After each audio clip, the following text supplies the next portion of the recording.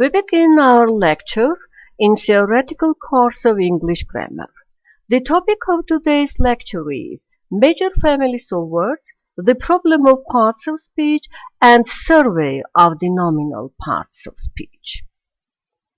Words are generally considered to be the basic elements of language.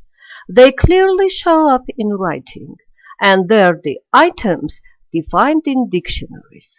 According to various formal and semantic features, all words are divided into three major families: lexical or content words, function words, and insert words.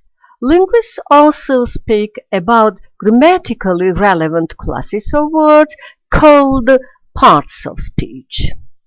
Since the word is distinguished not only by grammatical but also by semantic and lexemic properties, some scholars refer to parts of speech as lexicogrammatical series of words.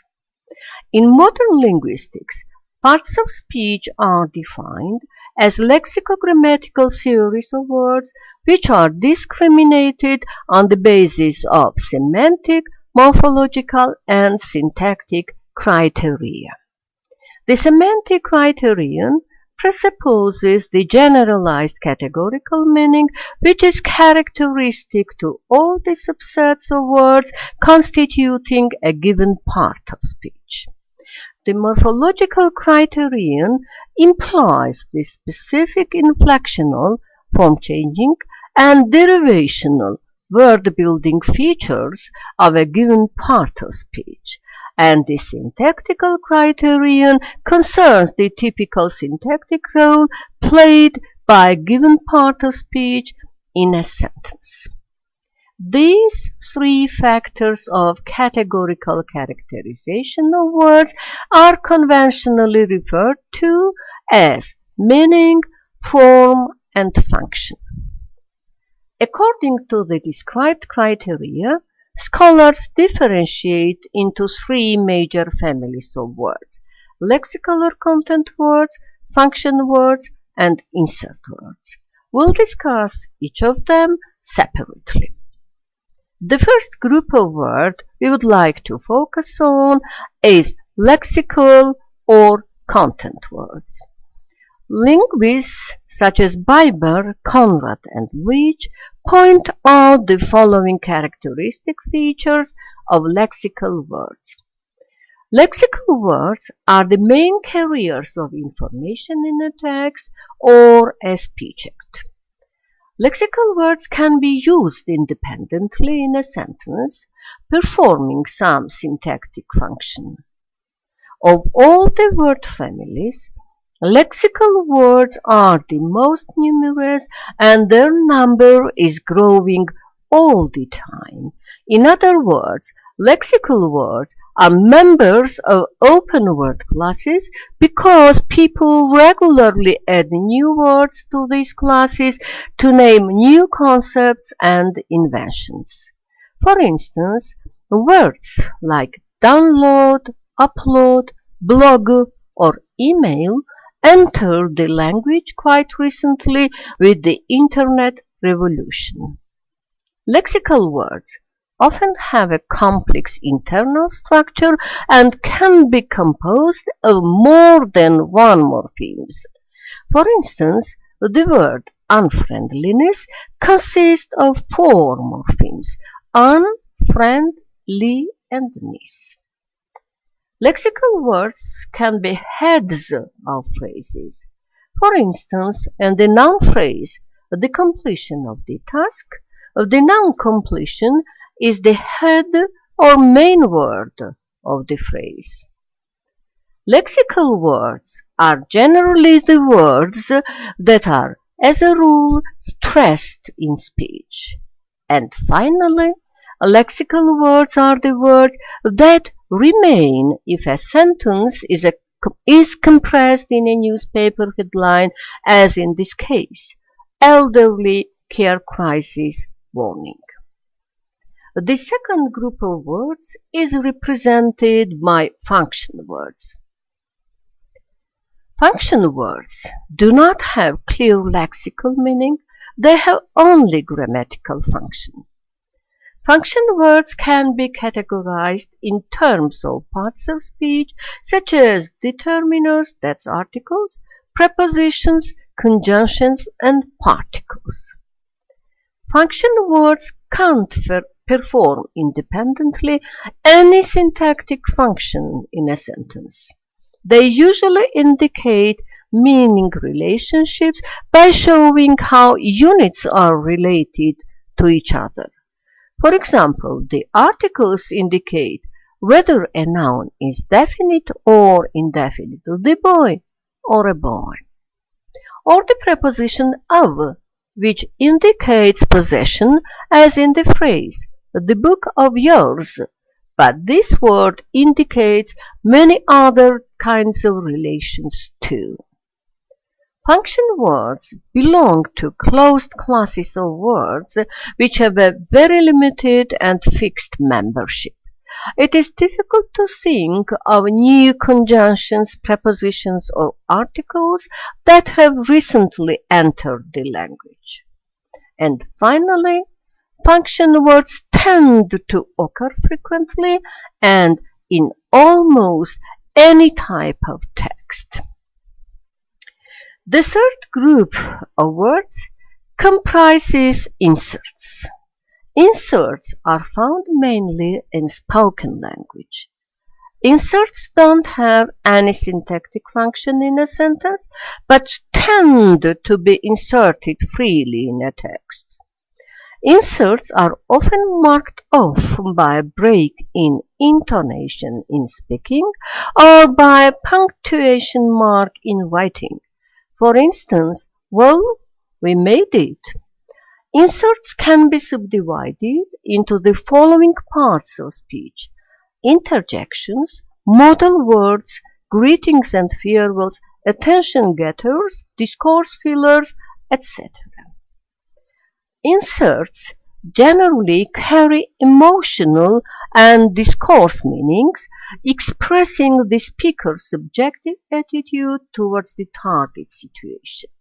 Words such as oh, wow are interjections used to express the speaker's emotions, while perhaps, fortunately, evidently, and other modal words are used to express the speaker's subjective attitude to the referential situation. Or inserts like yeah, no, okay, and others signal a response to what has just been said in the discourse. And finally, inserts are generally simple in form, though they often have an atypical pronunciation. The second part of our lecture is devoted to the survey of the nominal parts of speech. Parts of speech are lexicogrammatical classes of words differentiated from each other by a generalized categorical meaning, that's semantically, specific inflectional and derivational features, that's morphologically, and syntactic function in a sentence, that is syntactically. Traditionally, grammarians discriminate between notional and functional parts of speech. The notional parts of speech are represented by nouns, adjectives, numerals, pronouns, verbs, and adverbs, while functional parts of speech include determiners, that's articles, prepositions, conjunctions, and particles. We'll focus on the differential features by which notional parts of speech differ from the functional ones. Notional parts of speech can be used independently in a sentence, performing syntactic functions that of a subject, object, predicate, attribute, or adverbial modifier, while function words can't perform independently any syntactic function in a sentence. Notional parts of speech can act as heads in phrases, and most of them constitute open classes of words except pronouns and numerals, whereas function words represent closed classes of words which have a very limited and fixed membership. Below, we offer this survey of the nominal parts of speech according to their semantics, morphological features, and syntactic functions. In other words, we are going to discuss them according to the scheme meaning, form, and function. The basic nominal part of speech is the noun, of course. Noun is characterized by the following semantic, morphological, and syntactic features. The categorical meaning of nouns is substance, thingness. For instance, book, friend, iron, etc., though they can also denote abstract entities such as qualities and states. For instance, freedom, wish, friendship, love, and so on. Nouns have the inflectional forms of morphological categories of number and case. Structurally, nouns are differentiated into simple, consisting of the root only, for instance, boy, street, car, dog, people, etc., derived, consisting of the root and an affix, singer, brightness, friendship, and so on, and compound, consisting of two or more roots, bombshell, bridgehead, merry-go-round, and so on. Syntactically, nouns can function in this sentence as, first of all, subject. For instance, a man was walking in the street. So, the subject is underlined here. Object or complement, I see a man in the street. Or predicative following a link verb in a compound nominal predicate, she is a teacher. Or attribute, a stone wall, a gold medal. And finally, noun can function as an adverbial modifier. For instance, every morning he goes to the bank. In this sentence, we have two adverbial modifiers expressed by nouns, morning, which functions as an adverbial modifier of time, and the bank, which functions as the adverbial modifier of place. The next nominal part of speech we would like to discuss is the adjective. The categorical meaning of the adjective is quality. Adjectives describe the qualities of people, for instance, a guilty man or he is guilty, of things, a heavy bag or a fast car, and abstractions. The situation is very serious. Morphological features of adjectives imply the following. Many adjectives take the inflectional suffixes er and est to mark the morphological category of degrees of comparison, which is represented in modern English by a ternary paradigm. For instance, dark, positive degree, which is an unmarked, therefore a weak member of the paradigm, while darker and darkest comparative and superlative degrees are the marked and therefore strong members of the oppositional paradigm. Structurally, adjectives are differentiated into simple, red, tall, fast, etc., derived, eatable, beautiful, useless, sunny, etc., and compound types, colorblind, homemade, ice cold, and so on. There are some compound derivatives too, such as narrow-minded, broad-shouldered, kind-hearted, hot-tempered, and so on.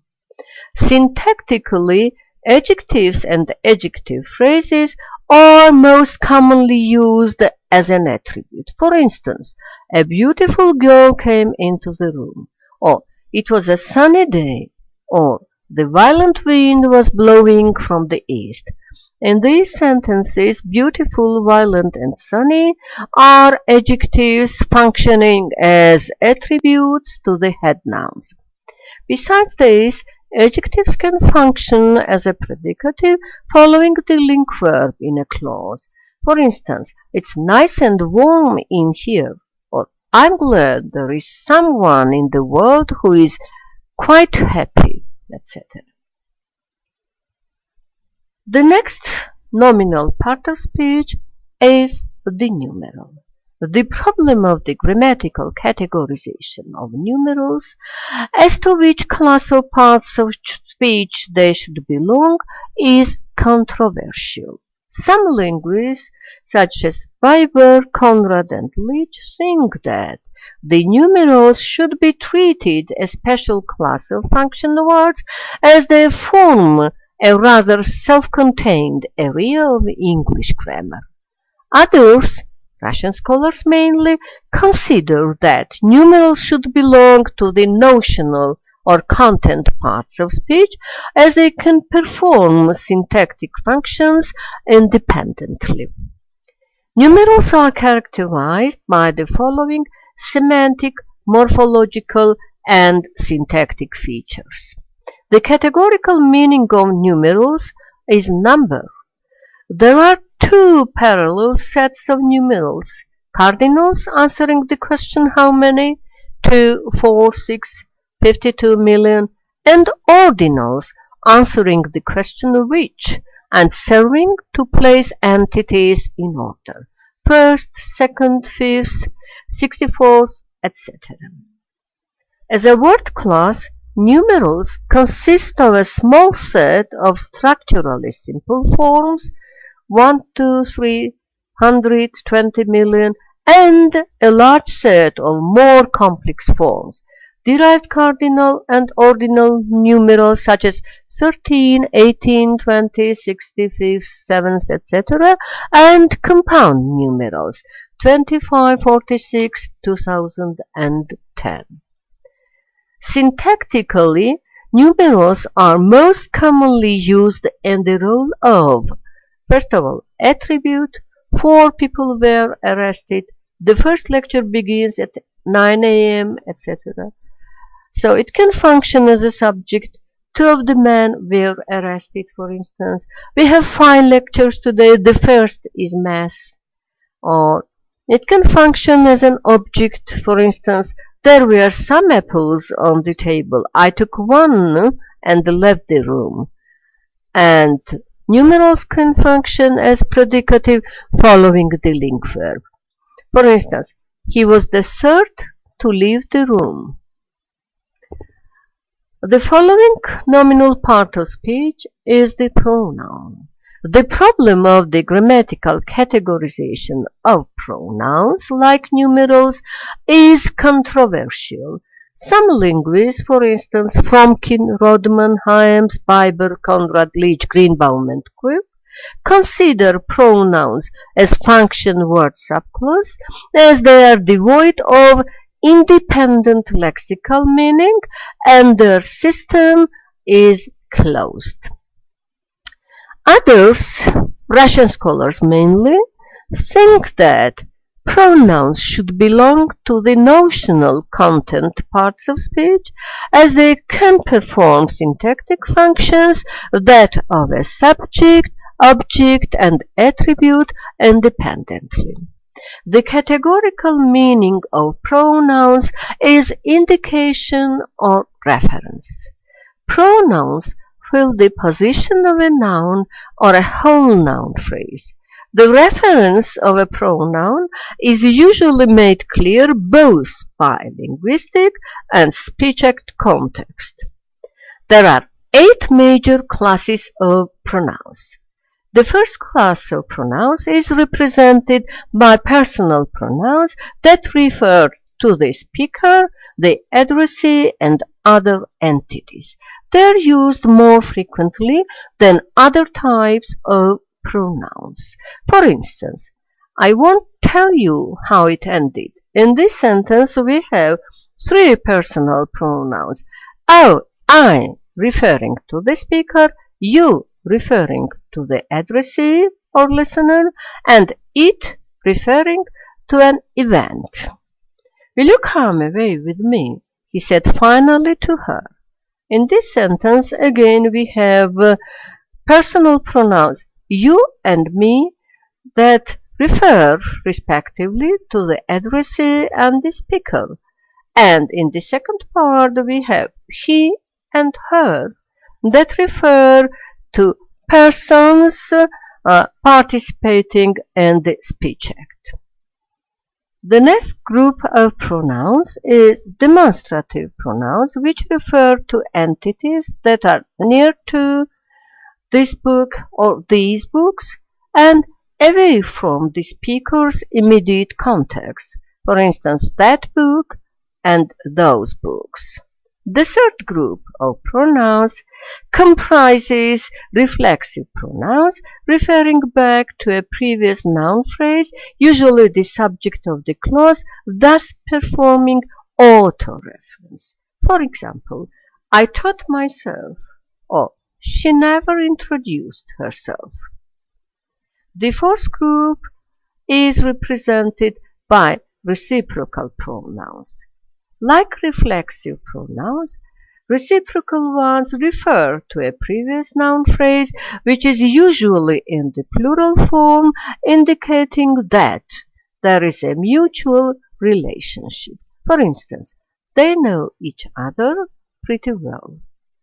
The next group comprises possessive pronouns that have two forms.